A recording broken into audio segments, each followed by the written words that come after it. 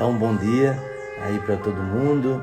Estamos iniciando mais uma semana neste tempo da Quaresma, um tempo tão propício para nos colocarmos na disposição de fazer um verdadeiro retiro, mesmo nas nossas atividades. Porém, a Igreja nos favorece sobretudo com a liturgia, este momento de graça, de uma grande preparação para a celebração anual da Páscoa do Senhor.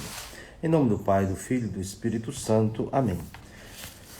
Ó Deus, que renovais o mundo com admiráveis sacramentos, fazei a vossa Igreja caminhar segundo vossa vontade, sem que jamais lhe faltem neste mundo os auxílios de quem necessita. Por nosso Senhor Jesus Cristo, vosso Filho, na unidade do Espírito Santo. Amém. Então, para a nossa meditação, o Evangelho de hoje se encontra em João, capítulo 4, do versículo 43 ao versículo 54. E o último versículo, nos diz, assim de forma muito resumida, o que foi narrado. É o segundo sinal de Jesus.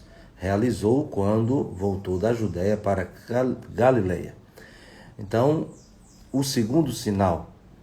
Então, uma característica da linguagem de São João, estamos no quarto evangelho, é chamar o que geralmente nos evangelhos sinóticos se diz milagre, ele chama de sinal.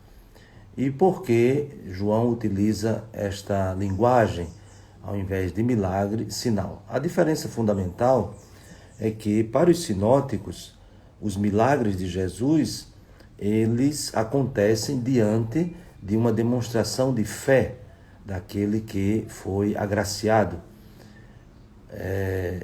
Vai em paz, tua fé te salvou.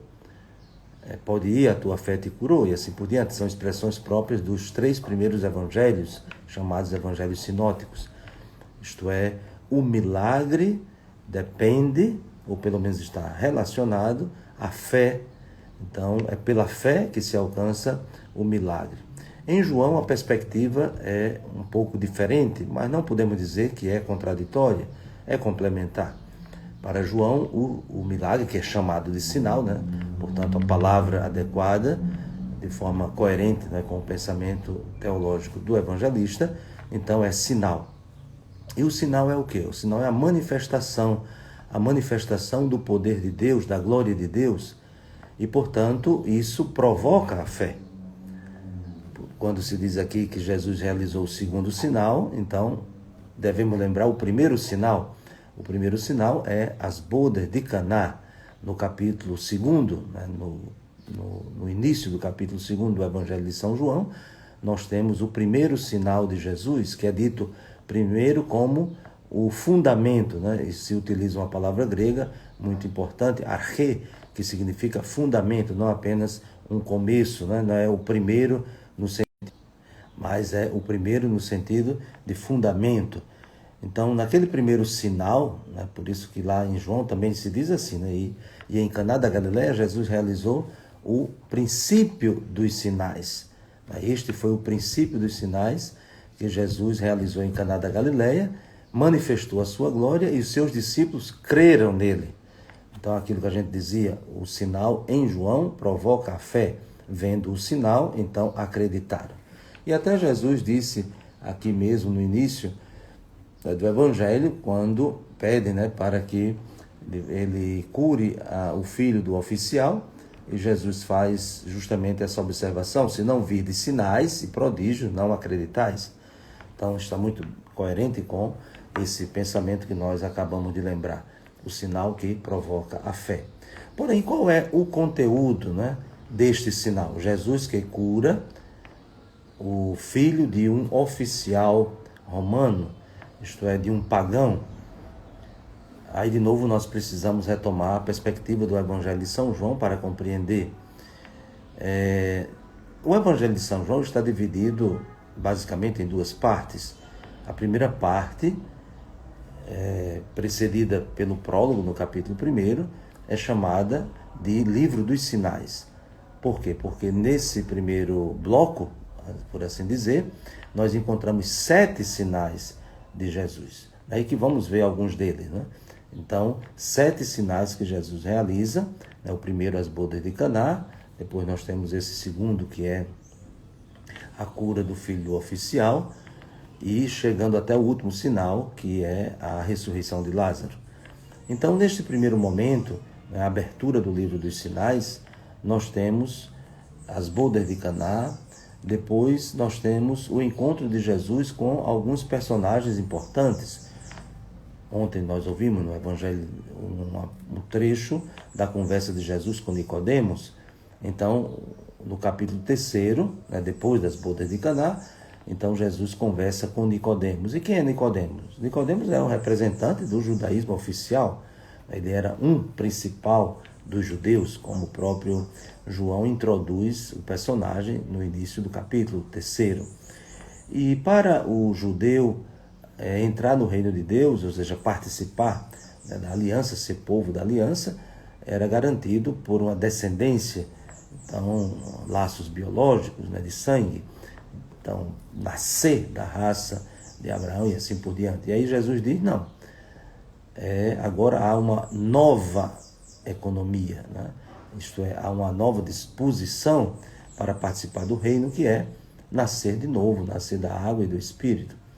Depois nós temos o encontro de Jesus com a samaritana, uma das discussões ali, naquele longo diálogo, é onde se deve adorar, no monte lá dos samaritanos, Garazim, ou em Jerusalém?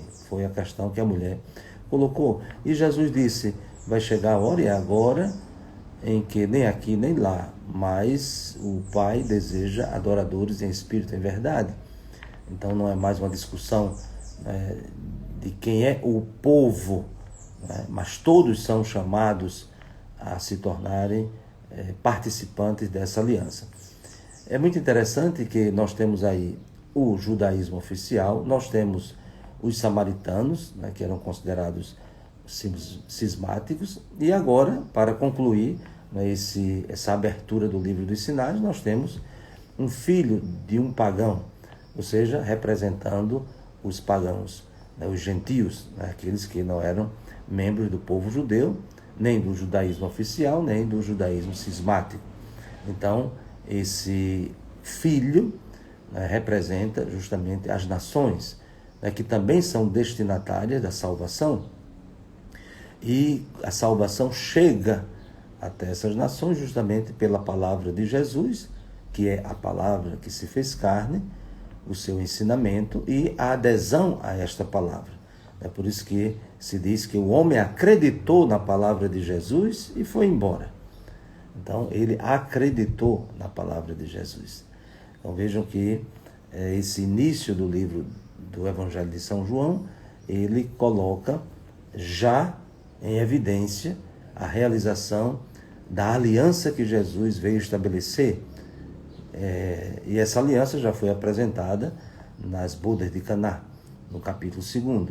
O capítulo 2 inicia justamente dizendo que Jesus estava numa festa de casamento. A festa de casamento é um simbolismo para falar da aliança entre Deus e o seu povo. E naquela festa de casamento faltou vinho. O vinho é o símbolo da alegria. Então, é a falência da antiga aliança, por infidelidade, por culpa do povo. Mas Deus não abandona o seu povo e refaz a aliança. E essa aliança, ela é agora eterna, é uma aliança para sempre, definitiva. E essa aliança se constitui, se realiza justamente com a paixão, a morte e a ressurreição do seu Filho, cuja festa nós estamos para celebrar de modo muito solene na Páscoa anual. Por isso, todo esse tempo de preparação, tempo da Quaresma, nos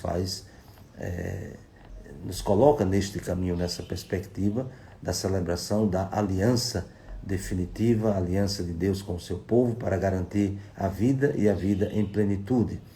Então, concluindo, dizemos que a insistência de João de chamar esse prodígio de Jesus de sinal é porque aponta para algo além do próprio milagre, do próprio sinal, que é justamente a provocação da fé, a fé na palavra de Jesus, a fé em Jesus, a adesão a Jesus e ao seu projeto. Então, que sejamos orientados, guiados, conduzidos por esta palavra do Senhor que vem a nós de forma tão abundante, de um modo muito particular na liturgia, na meditação de cada dia que nós fazemos, e isso tudo nos ajuda a crescer na adesão a Jesus, acolhendo a sua palavra. Então, que desça sobre vós a bênção de Deus Todo-Poderoso, Pai, Filho e Espírito Santo. Amém. Um bom dia para todos e até amanhã, se Deus quiser.